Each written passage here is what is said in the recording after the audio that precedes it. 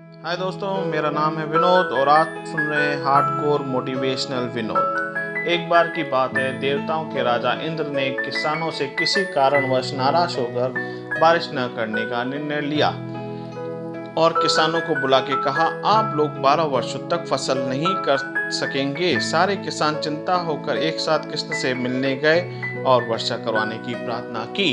इंद्र ने कहा, यदि भगवान शंकर अपना डमरू बजा देंगे तो वर्षा हो जाएगी। इस इंद्र ने किसानों को ये उपाय तो बताया, लेकिन साथ में भगवान शिव से ये आग्रह भी किया कि आप किसानों से सहमत ना हो। जब किसान भगवान शंकर के पास पहुंचे, भगवान ने उन्हें कहा, डमरू तो 12 वर्ष बाद ही बजेगा। किसान ने निराश होकर 12 वर्ष खेती न करने का निर्णय लिया। उनमें से एक किसान जो नियमित रूप से अपना काम करता था, नियमित रूप से खेत जोतता था, गुदाई करता था, बीज बोने का काम करता था, ये माजरा देखकर गांव के किसान उसका मजाक उड़ाने लगे।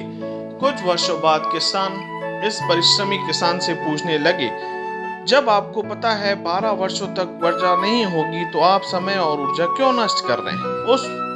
उस किसान ने ये उत्तर दिया, मैं भी जानता हूँ 12 वर्षों तक फसल नहीं होने वाली, लेकिन ये काम मैं अपने अभ्यास के लिए करता हूँ, क्योंकि 12 साल बाद शायद मैं अपनी खेती बाड़ी किसानी सब भूल जाऊँ, मेरा शरीर में श्रम करने की आदत ना रहे। इसलिए मैं 12 वर्ष बारिश न होने का इंतजार नहीं कर सकता, ताकि मैं कुछ न कुछ काम करता रहूँ, मेरा शरीर चलता रहे। ये बातें माता पार्वती बड़े कौतूहल से सुन रही थी। बात सुनने के बाद माता पार्वती ने शिव भगवान से बोला, हे प्रभु, शायद आप भी 12 वर्षों बाद डमरू बजाना भूल जाएं। माता पार्वती की बात सुनकर भोले बाबा चिंतित हो गए।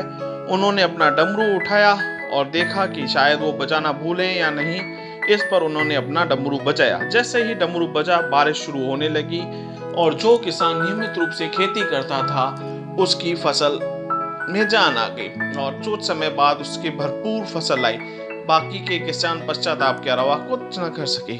इस कहानी से हमें ये शिक्षा मिलती है, अभी हमारा बुरा समय चल रहा है, 2 सप्ताह, 2 माह, 2 वर्षों बाद कभी भी लॉकडाउन खत्म होगा, सामान्य जीवन शुरू होगा।